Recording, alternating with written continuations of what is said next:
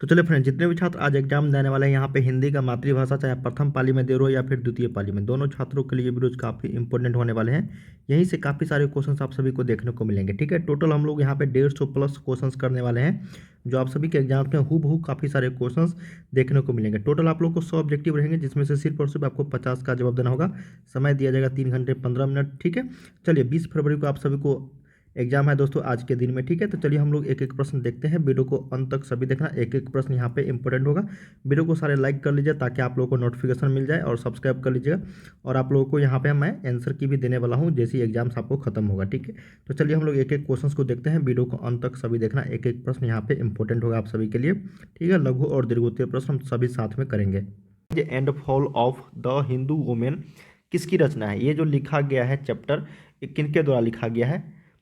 नलिन बिलोचन Sharma, Max Muller, Hazari Prasad Dwivedi या फिर भीमराव अंबेडकर? तो सही उत्तर यहाँ पे हो जाएगा भीमराव अंबेडकर जी के द्वारा ये लिखा गया है। जो आप लोगों को जाति प्रथा जो चैप्टर है श्रम विभाजन और जाति प्रथा, उन्हीं के द्वारा ये लिखा गया है। ठीक है, भीमराव अंबेडकर जी के द्वारा। अगला है कि सेन साहब की नई मोटर कार किस रंग की थी? देखिए, सेन साहब की जो नई मोटर कार है वो था आपका काले रंग की। तो ऑप्शन नंबर यहाँ पे 2 का ए हो जाएगा। चलिए थर्ड नंबर प्रश्न देखते हैं। कहा गया है कि मैक्स मुलर की दृष्टि में सर्वविध संपदा और प्राकृतिक सौंदर्य से परिपूर्ण कौन सा देश माना गया है? तो सही उत्तर हो जाएगा यहाँ पे बी, भारत। ये काफ़ी इंपॉर्टेंट प्रश्न है, इसको आप लोग ध्यान में रखिएगा। ये तीसरा नंबर क्वेश्चन 100% पूछेगा। ठीक है, फोर्थ नंबर है कि मनुष्य में जो घृणा है जो अनायास बिना सिखाए आ जाती है, वह पशुत्व का घोतक है, और अपने को संयत रखना, दूसरे के मनोभावों का आदर करना मनुष्य का स्वधर्म है। डैश यह पंक्ति किस शीर्षक पाठ के द्वारा ली गई है? ठीक है, तो ये लिया गया है आपका परंपरा का मूल्यांकन या फिर आबिन्यो। तीसरा ऑप्शन देखते हैं यहाँ पे, नाखून क्यों बढ़ते हैं, या फिर शिक्षा और संस्कृति। देखिए ये पशुत्व, देखिए यहाँ पे आ गया ना, ये पशुत्व, ये जितने भी शब्द हैं दोस्तों ये आपसे लिया गया है नाखून क्यों बढ़ते हैं। ठीक है, तो ये हजारी प्रसाद द्विवेदी जी के द्वारा लिखा गया चैप्टर है। 4 का से उत्तर का जाएगा सी। 5 नंबर है कि मैंडलिफ किसकी रचना है? देखिए मैंडलिफ जो है किनके द्वारा लिखा गया है? तो ये लिखा गया है गुणाकर मूल्य के द्वारा। ठीक है, चलिए अगला प्रश्न देखते हैं कि देवगिरी के यादव शासकों के लेख किस लिपि में लिखे गए हैं? तो ये लिखे गए हैं आपका नंदी नागरी लिपि में। अगला है कि लेखक अमरकांत को किस लेखन के लिए साहित्य अकादमी पुरस्कार प्राप्त हो चुका है? तो ये है कथा लेखन के क्षेत्र में, ऑप्शन नंबर बी। अगला देखते हैं कि बहादुर कैसा लड़का था? तो बहादुर जो था वो आपका एक हंसमुख और मेहनती लड़का था। तो ऑप्शन नंबर यहाँ पे सी। अगला है यहाँ पे कि जो महत्व ऐतिहासिक भौतिकवाद के लिए इतिहास का है वही आलोचना के लिए साहित्य की परंपरा का है। यह पंक्ति किस शीर्षक पाठ के द्वारा ली गई? देखिए यहाँ पे परंपरा आ गया, तो ये समझिए तो परंपरा का मूल्यांकन चैप्टर से लिया गया है। तो 9 का डी जो है यहाँ पे करेक्ट हो जाएगा। अगला देखते हैं कि कौन आमलेट नहीं खाता था? तो आमलेट जो है यहाँ पे वो नहीं खाता था, तो सही उत्तर हो जाएगा बाबूजी, ऑप्शन नंबर 10 का सी। चलिए 11 नंबर देखते हैं कि अशोक वाजपेयी के पिता का नाम क्या था? देखिए अशोक वाजपेयी जी के पिता का नाम था परमानंद वाजपेयी, ऑप्शन नंबर 11 का सी यहाँ पे करेक्ट हो जाएगा। 12 देखते हैं कि विलनव क्या है? तो देखिए विलनव जो है यहाँ पे वो फ्रांस का एक छोटा सा गांव है यहाँ पे। तो 12 का सही उत्तर क्या हो जाएगा? डी। चलिए अगला प्रश्न देखते हैं। कहा गया है कि लेखक को गीले कपड़ों में देखकर कौन नाराज हुई? देखिए लेखक को गीले कपड़ों में देखकर जो नाराज हुआ था वो दीदी थी, ऑप्शन नंबर यहाँ पे बी करेक्ट हो जाएगा। 40 नंबर देखते हैं कि लेखक यतीन्द्र मिश्र का जन्म कब हुआ था? देखिए लेखक यतीन्द्र मिश्र का जन्म अगर पूछा जाएगा तो सही उत्तर हो जाएगा 1977 ईस्वी में हुआ था। अगला है कि जीवन के आरंभिक दिनों में बिस्मिल्लाह खां को संगीत के प्रति आसक्ति कैसे हुई? ठीक है, तो ये गिरजा देवी के संगीत से। तो ऑप्शन नंबर क्या हो जाएगा यहाँ पे 15 का ए। 16 है कि काशी किसकी पाठशाला है? तो काशी जो है ये पाठशाला है आपका संस्कृति की, ऑप्शन नंबर यहाँ पे जो है बी करेक्ट हो जाएगा। अगला प्रश्न देखते हैं कि राष्ट्रपिता महात्मा गांधी का जन्म कब हुआ था? देखिए राष्ट्रपिता महात्मा गांधी का जो जन्म हुआ था ये 1869 ईस्वी में हुआ था, ऑप्शन नंबर सी। एक 18 नंबर है कि गांधी को महात्मा किसने कहा था? बहुत ही शानदार प्रश्न है ये। सबसे पहले रविंद्रनाथ टैगोर ने, रविंद्रनाथ ठाकुर भी कहीं कहीं लिखा होगा। अगला यहाँ पे कि किसका विवादास्पद महाभारत पहले पहल प्रस्तुत किया जाने वाला था? तो सही उत्तर हो जाएगा पीटर ब्रूक का, ऑप्शन नंबर 19 का ए। 20 नंबर है कि बिरजू महाराज सबसे बड़ा एग्जामिनर या जज किसे समझते थे? तो सही उत्तर हो जाएगा अपनी अम्मा को, अपनी माँ को, ऑप्शन नंबर बी। अगला प्रश्न है कि द का उच्चारण स्थान क्या है। देखिए द, त थ द ध न, ठीक है। और एक होता है ट ठ ड ढ न। देखिए त थ द ध न अगर पूछा जाएगा तो ये आपका हो जाएगा यहाँ पे किससे, ओष्ठ से या फिर मूर्धा से, ठीक है। देखिए देखिए यहाँ कैसे उत्तर हो जाएगा आपका दंत। अगर तव यहाँ पे त वर्ग जितने भी त थ द ध नहीं है, ये सारे आपका दंत से बोला जा रहा है, ठीक है। अगर ट वर्ग की बात करेंगे ट ठ ड ढ न, तो ये ट वाला ये जो है ट वर्ग ये आपका मूर्धा से हो जाता। लेकिन द है त थ द ध वाला न, तो ये दंत हो जाएगा यहाँ पे। इसको आप लोग यहाँ पे जो है याद रखिएगा, ठीक है। चलिए अगला देख लेते हैं हम लोग कि निश्चल शब्द का संधि विच्छेद क्या है। तो निश्चल, तो नी जोर छल हो जाएगा यहाँ पे, 22 का सही उत्तर डी करेक्ट हो जाएगा। अगला देखते हैं कि निम्नलिखित में से कौन सा शब्द जो है यहाँ पे शुद्ध है। देखिए मैथिली नहीं, मैथिली होता है, ये गलत है यहाँ पे। अनधिकार ये भी गलत है। तो 23 का यहाँ पे सही उत्तर क्या हो जाएगा, वाहनी, यही सही है। स्मरण, स्मारण नहीं होता, स्मरण होता है। Option number D. 24 देखते हैं कि मई शब्द कौन सा संज्ञा है। देखिए मई जो है यहाँ पे एक व्यक्तिवाचक है, तो सही उत्तर क्या हो जाएगा यहाँ पे बी करेक्ट हो जाएगा, 24 का बी। 25 देखते हैं कि अपराध शब्द कौन सा लिंग है। देखिए अपराध जो है ये निर्जीव शब्द है, ठीक है। तो यहाँ पे क्या हो जाएगा, ये आपका पुल्लिंग की स्त्रीलिंग, तो ये हो जाएगा आपका, ये पुल्लिंग है आपका, ठीक है। देखिए अपराध हो गया, स्वदेश हो गया, ये सारे क्या है आपका पुल्लिंग शब्द है। इसको आप लोग याद रखिएगा, ठीक है। चलिए अगला प्रश्न हम लोग देख लेते हैं यहाँ पे कि कर्पूर शब्द कौन सा है। कर्पूर, देखिए कर्पूर जो लिया गया है ये आपका ये हो जाएगा तत्सम शब्द हो, क्या है तत्सम शब्द, ठीक है। अगला है कि श्याम शब्द का स्त्रीलिंग रूप क्या है। तो श्याम का क्या हो जाएगा यहाँ पे, श्यामा की श्यामी, तो ये हो जाएगा श्यामा, क्या हो जाएगा श्यामा, ऑप्शन नंबर डी। चलिए अगला देख लेते हैं। नेक्स्ट प्रश्न है कि डाल पर चिड़िया गाती है, यह किस कारक का उदाहरण है। देखिए डाल पर चिड़िया गाती है, तो ये जो आपका कारक हो जाएगा ये हो जाएगा अधिकरण कारक, क्या हो जाएगा अधिकरण कारक। अगला है कि यह कलम किसकी है, किस विशेषण का उदाहरण है यह कलम। देखिए यह कलम की अगर बात करेंगे तो ये सार्वनामिक विशेषण है, क्या हो जाएगा सार्वनामिक। अगला है कि मैंने खाना खा लिया, यह किस काल का उदाहरण है। तो मैंने खाना खा लिया है मतलब खा चुका है ना, तो ये भूतकाल का उदाहरण हो जाएगा, क्या हो जाएगा भूतकाल का। तो सही उत्तर यहाँ पे 30 का बी करेक्ट हो जाएगा, ठीक है।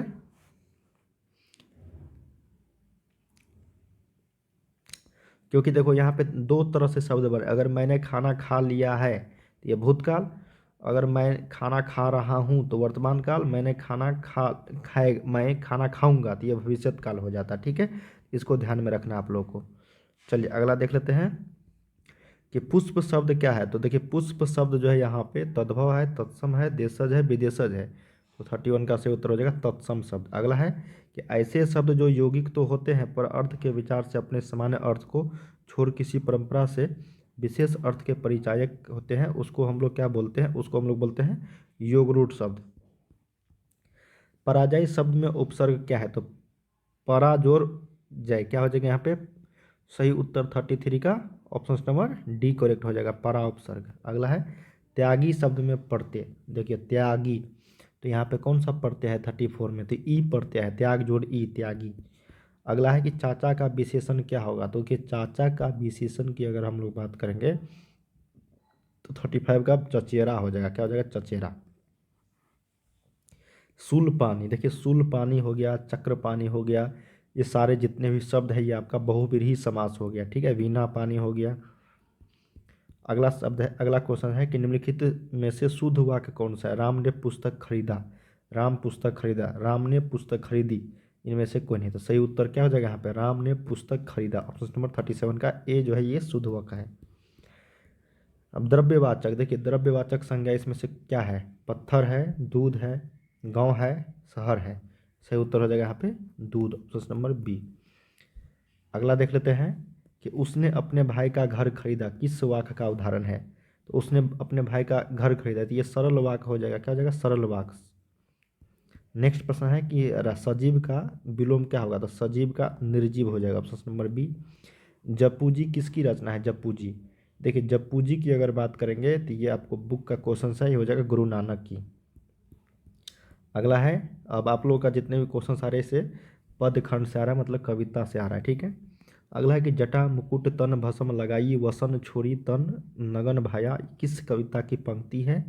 तो ये पंक्ति जो है आपका राम नाम बिनु बीरथे जगी जन्मा, ऑप्शन नंबर 42 का सी करेक्ट हो जाएगी।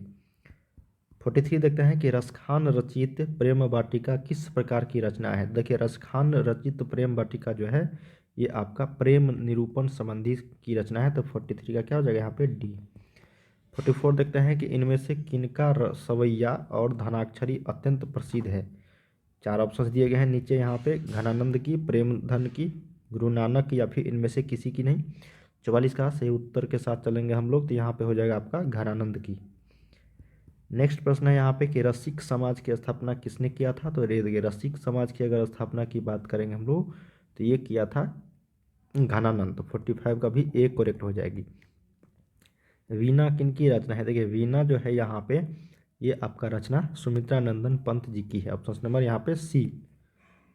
अगला प्रश्न देखते हैं, रामधारी सिंह दिनकर जो बिहार के या फिर भारत के राष्ट्रकवि कहे जाते हैं, जिनका जन्म बिहार के सिमरिया में हुआ था, बेगूसराय जिला में 1908 ईस्वी में हुआ था। कब हुआ था?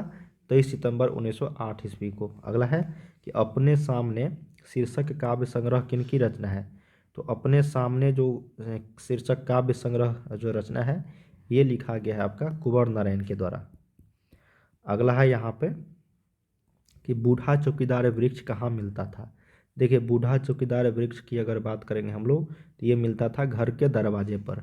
अगला है तुर्की के महाकवि नाजिम हिकमत की कविताओं का अनुवाद वीरेन डंगवाल ने किस रूप में किया है? तो ये किया है पहल पुस्तिका के रूप में, ऑप्शन नंबर सी।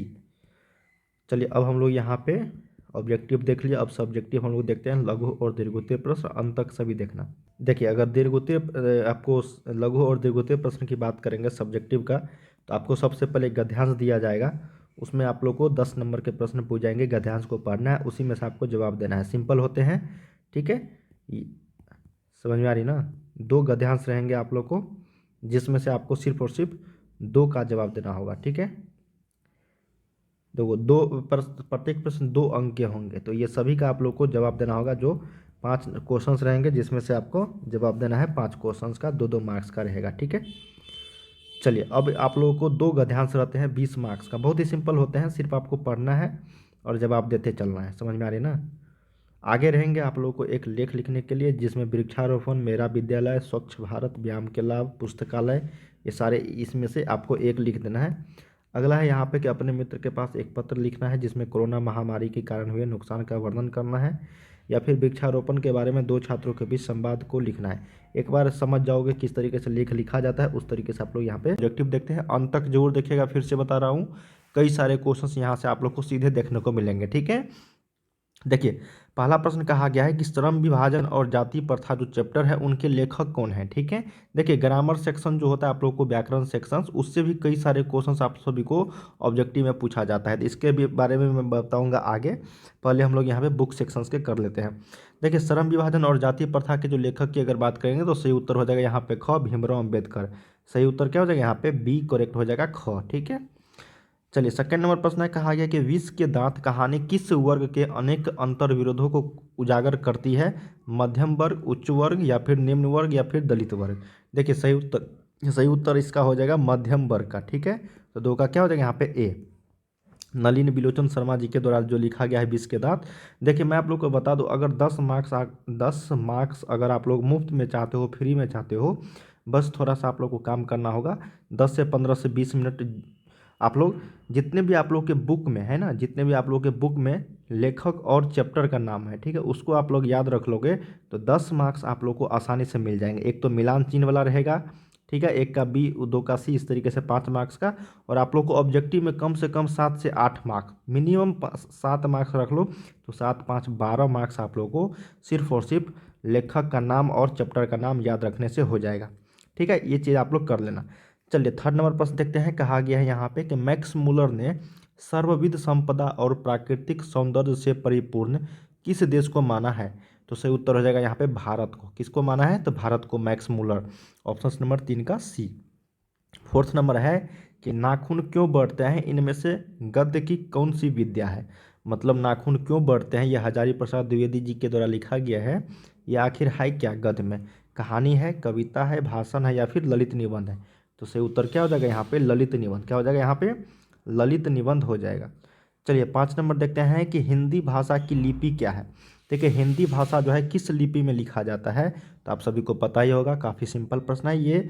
देवनागरी लिपि में लिखा जाता है। ठीक है, किस लिपि में? तो 5 का सी हो जाएगा, देवनागरी लिपि। चलिए अगला प्रश्न देखते हैं। कहा गया है यहाँ पे 6 नंबर कि बहादुर का पूरा नाम क्या था? देखिए बहादुर जो था आप लोग बुक में, चैप्टर में, उनका पूरा नाम क्या था? तो दिल बहादुर था। क्या नाम था? दिल बहादुर। ऑप्शन नंबर 6 का आप लोगों को डी करेक्ट हो जाएगी। 7 नंबर देखिए क्या है कि परंपरा का जो मूल्यांकन है वो किसके द्वारा लिखा गया है? मतलब किसकी कृति है का मतलब किसके द्वारा लिखा गया है परंपरा का मूल्यांकन? यहाँ पे 4 ऑप्शंस दिए गए हैं। तो ये राम विलास शर्मा जी के द्वारा लिखा गया है। तो 7 का सही उत्तर क्या हो जाएगा यहाँ पे? ए हो जाएगा, मतलब क हो जाएगा। ठीक है, चलिए अगला प्रश्न देखते हैं। यहाँ पे नेक्स्ट प्रश्न कहा गया यहाँ पे 8 नंबर कि पंडित बिरजू महाराज किस कला से संबंधित हैं? देखिए पंडित बिरजू महाराज जो आप लोग के बुक के क्वेश्चंस है वो आपका नृत्य कला से है, नाट्य कला नहीं, नृत्य कला। ठीक है, वो डांस किया करते थे। तो ऑप्शन नंबर क्या हो जाएगा यहाँ पे? बी करेक्ट हो जाएगा, मतलब ख करेक्ट हो जाएगी। अगला है कि आविन्यो कहाँ स्थित है? देखिए आविन्यो जो है यहाँ पे पूछा गया है, ये आपका फ्रांस में स्थित रहता है। क्या होता है? फ्रांस में स्थित होता है। तो ऑप्शन नंबर 9 का क हो जाएगा यहाँ पे। अगला देखते हैं 10 नंबर, समय कम है, फटाफट करते रहिए, जितना प्रैक्टिस करोगे उतना आप लोगों के लिए बेहतर होगा। अगला है कि पिताजी ने बाजार से कितनी मछलियाँ खरीदी थी? देखिए पिताजी जो है बाजार से कितनी मछलियाँ खरीदी थी? ये खरीदे थे टोटल 3 मछलियाँ। कितने? 3 मछलियाँ। 11 नंबर है कि बिस्मिल्लाह खां प्रसिद्ध क्या थे? देखिए बिस्मिल्लाह खां जो थे वो क्या थे? सितार वादक, सरोद वादक, शहनाई या फिर गिटार? तो आपको पता ही होगा वो शहनाई बजाते थे। क्या थे? शहनाई। तो शहनाई वादक हो जाएगा। तो 11 का सही उत्तर डी के साथ हम लोग चलेंगे। अगला प्रश्न देखते हैं। यहाँ पे 12 नंबर कहा गया है कि गांधी जी को महात्मा की उपाधि किसने दी? देखिए महात्मा गांधी जी जो थे उनको महात्मा की उपाधि सबसे पहले किसने दिया? तो रविंद्रनाथ टैगोर ने दिया। तो ऑप्शन नंबर किसके साथ चलेंगे हम लोग? 12 का ख हो जाएगा, रविंद्रनाथ ठाकुर। अगला है 13 नंबर कि सिख धर्म का प्रवर्तन किसने किया था?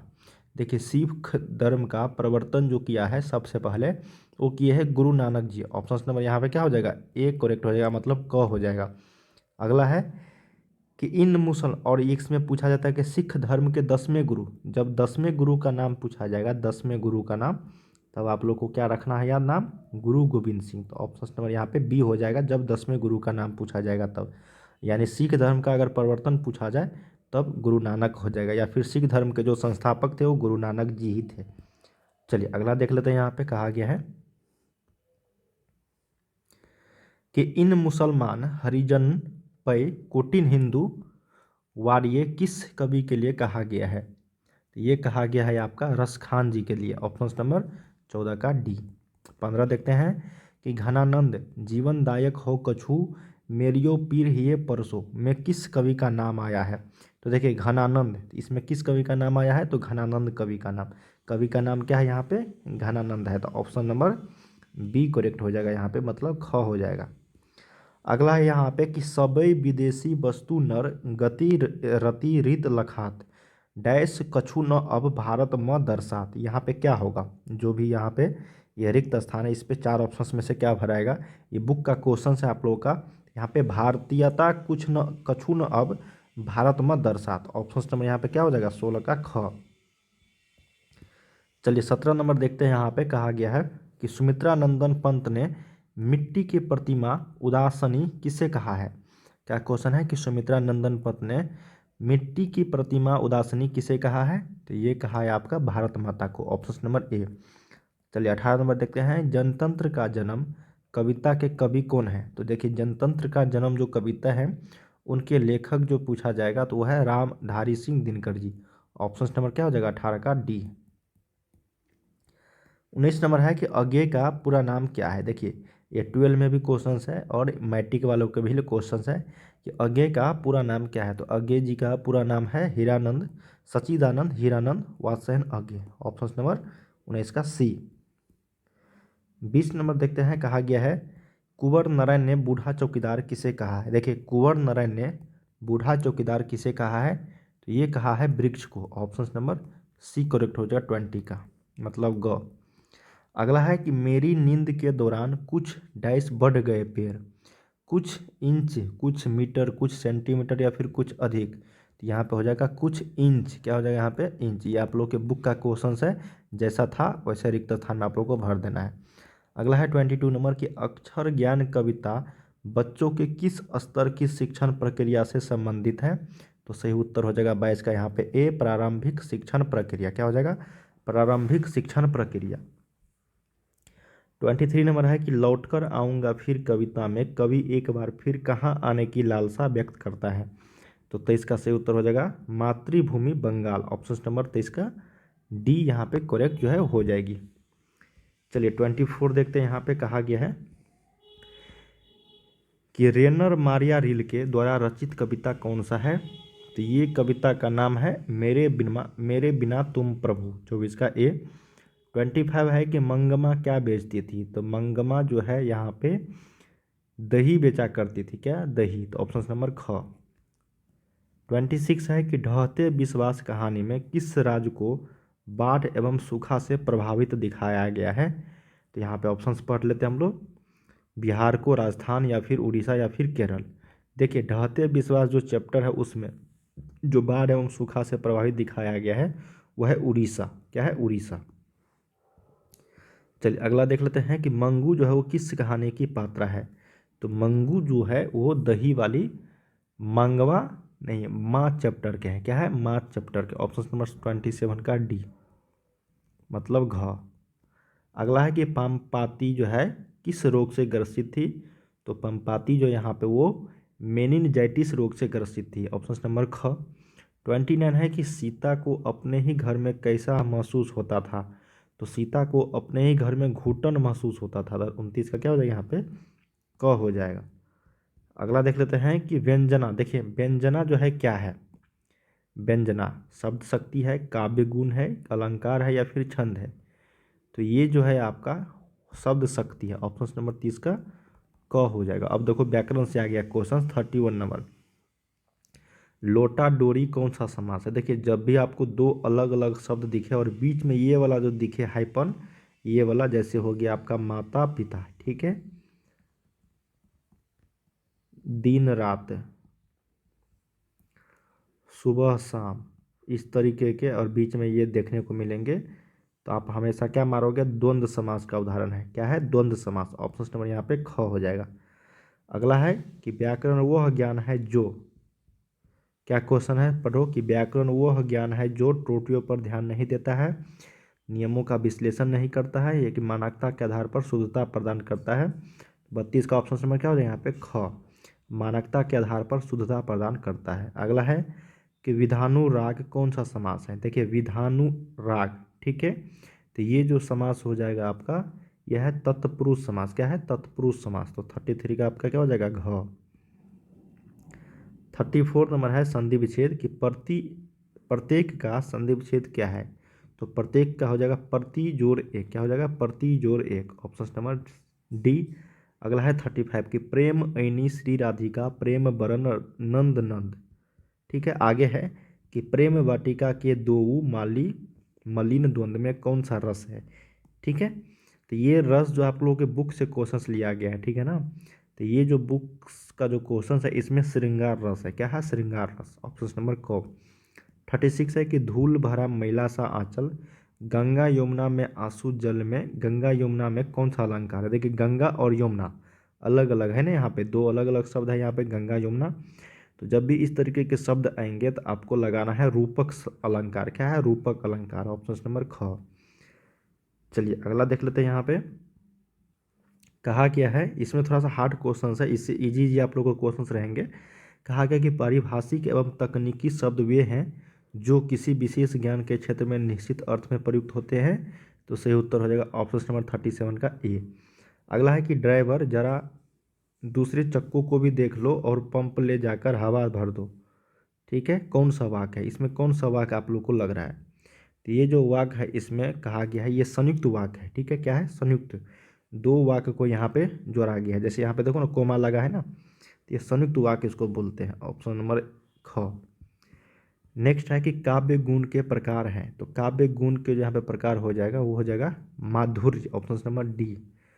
वाच्य के कितने भेद होते हैं? वाच्य, वाक्य नहीं है वाच्य है, तो वाच्य के भेद होते हैं 3 भेद होते हैं। अगला है यहाँ पे कि बातों की जलेबी छानना मुहावरे का अर्थ क्या है? तो बातों की अगर जलेबी छानना इसका मतलब है वो गप सप में आनंद ले रहा है, तो ऑप्शन नंबर 41 का क हो जाएगा।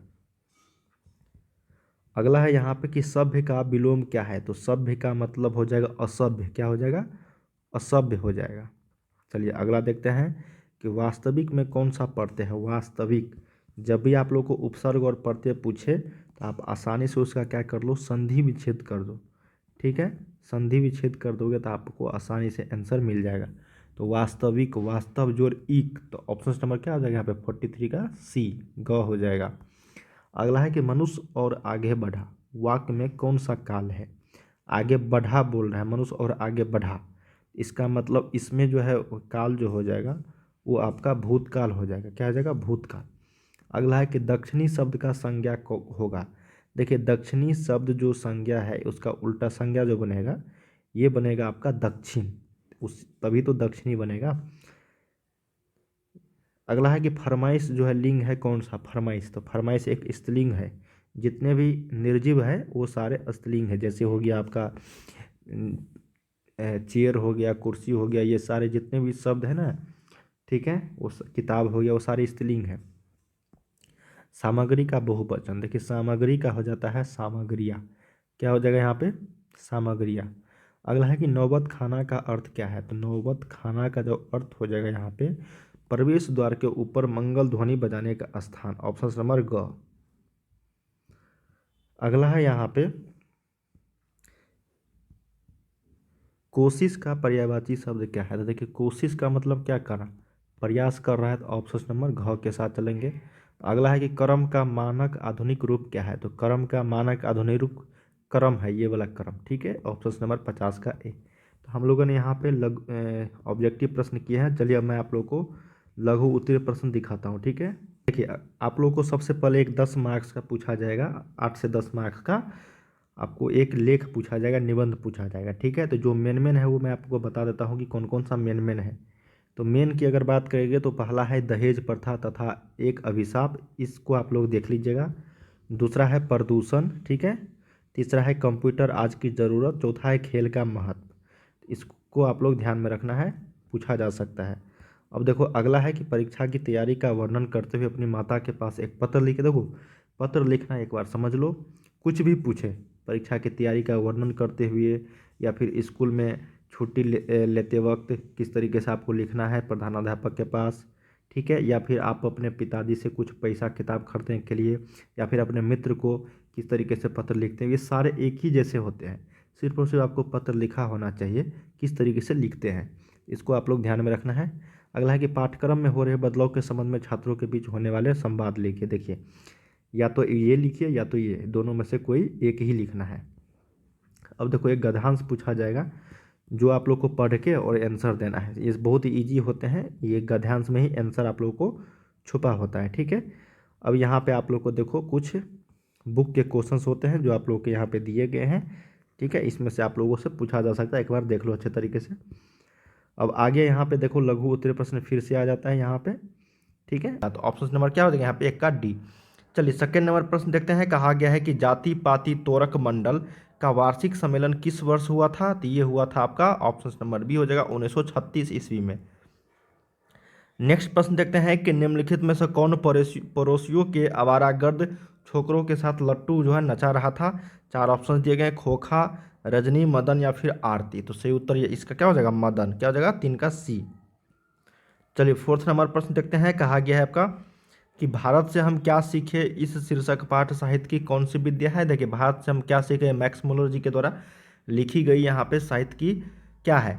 कविता है, नाटक है, रेखा चित्र है या फिर भाषण है? तो ये एक तरह का भाषण है, क्या है? भाषण है। ऑप्शन नंबर डी के साथ चलेंगे।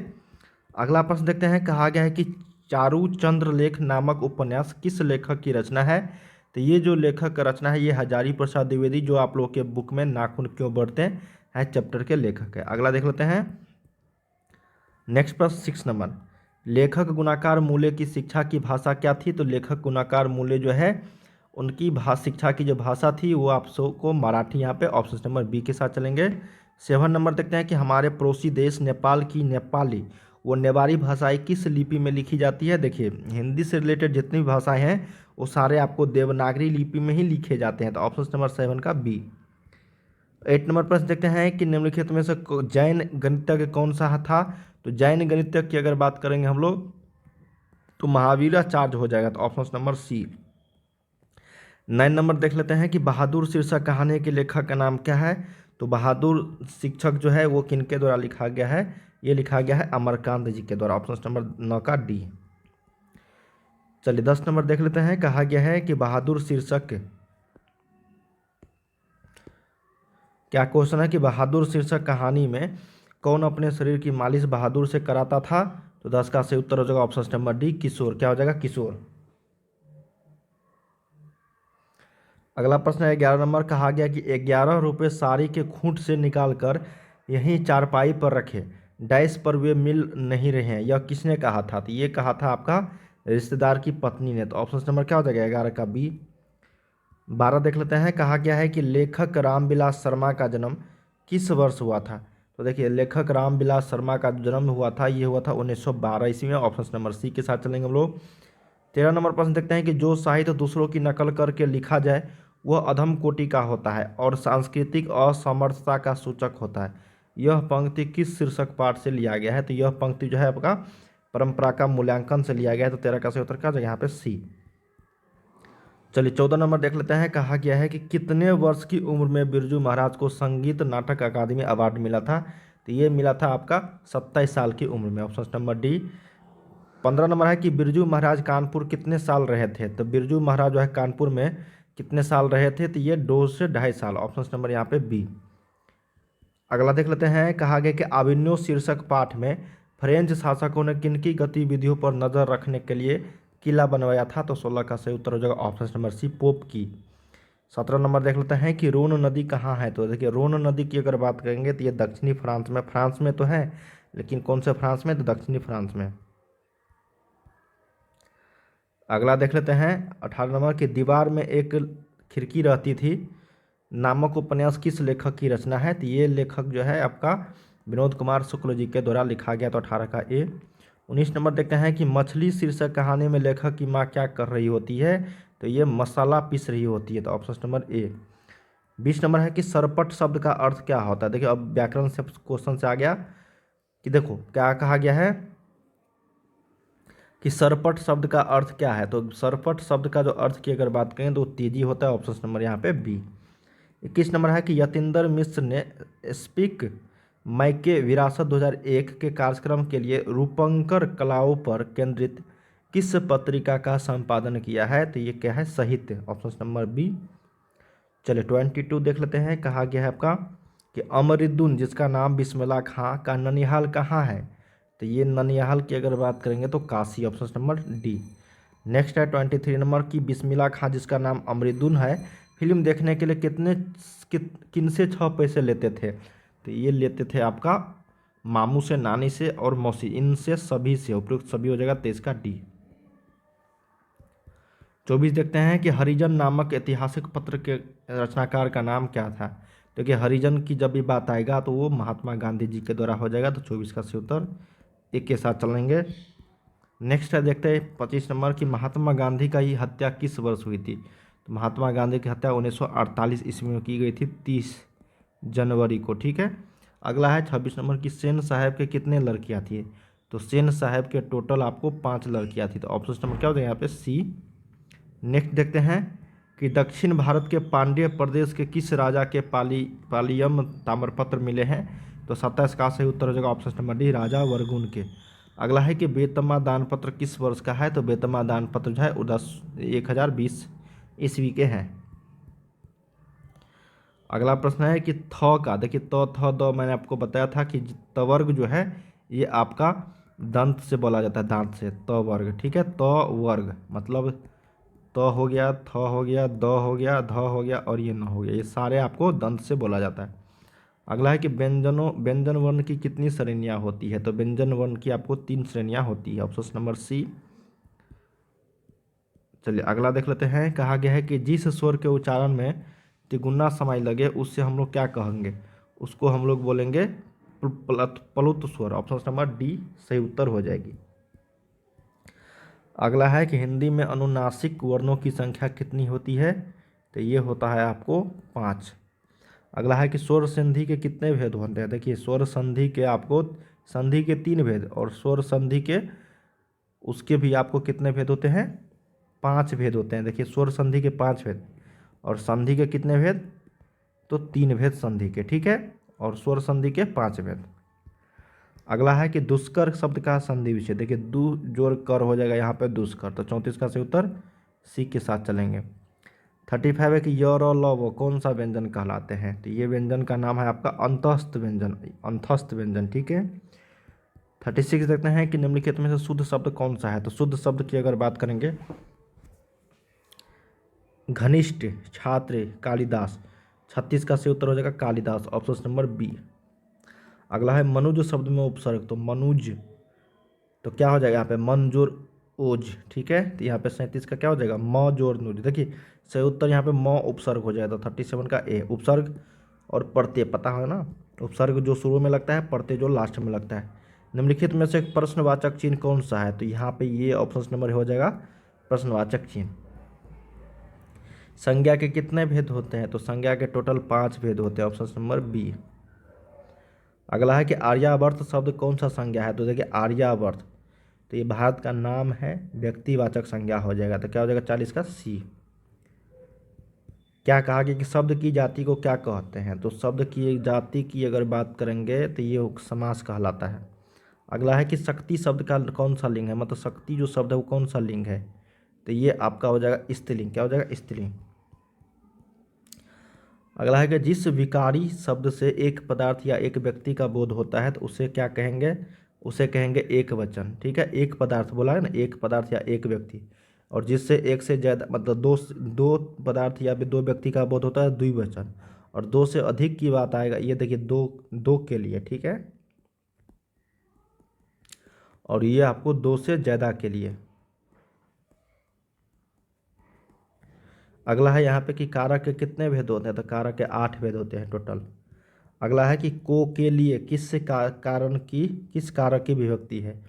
देखिए कर्ता ने कर्म को करण से, ये सारे हैं ना, तो को और के लिए दोनों किस कारक विभक्ति है? तो यह है आपका संप्रदान को के लिए, ऑप्शन नंबर सी। अगला है यहाँ पे शिकारी ने बाघ मारा, किस कारक का उदाहरण है? तो ये उदाहरण है आपका कर्ता कारक। अगला है कि वह जो न करे सो थोड़ा, किस सर्वनाम का उदाहरण है? तो ये है आपका संबंधवाचक सर्वनाम का। चलिए 48 नंबर देखते हैं। कहा गया है कि ऐसा आदमी किस विशेषण का उदाहरण है? तो ऐसा आदमी, तो ऐसा आदमी जो विशेषण का उदाहरण होगा सार्वनामिक विशेषण। अगला है धार्मिक शब्द में प्रत्यय, तो इक प्रत्यय है। चलिए 50 नंबर देखते हैं। यहाँ पे क्वेश्चंस कहा गया है आपका कि जिन क्रियाओं, क्या कहा गया है? इस बात का बोध हो कि कर्ता स्वयं कार्य न करके किसी दूसरे को कार्य करने के लिए प्रेरित करता है, तो उससे कौन क्रिया कहते हैं? तो उसको हम लोग बोलेंगे प्रेरणार्थक क्रिया, ऑप्शन नंबर ए, ठीक है। चलिए अब हम लोग यहाँ पे लघु उत्तरीय प्रश्न देखते हैं। देखिए लघु उत्तरीय प्रश्न की अगर बात करेंगे तो आपको गद्यांश दिया जाएगा टोटल 20 मार्क्स का, ठीक है, जिसमें से 5-5 प्रश्न रहेंगे, 2-2 अंक का, तो टोटल 10 गुना। और सिंपल प्रश्न होते हैं, आपको पढ़ के सिर्फ और सिर्फ क्या करना है? उसका जवाब देना है, ठीक है। टोटल आपको कितने रहेंगे? 20 मार्क्स का गद्यांश रहेंगे।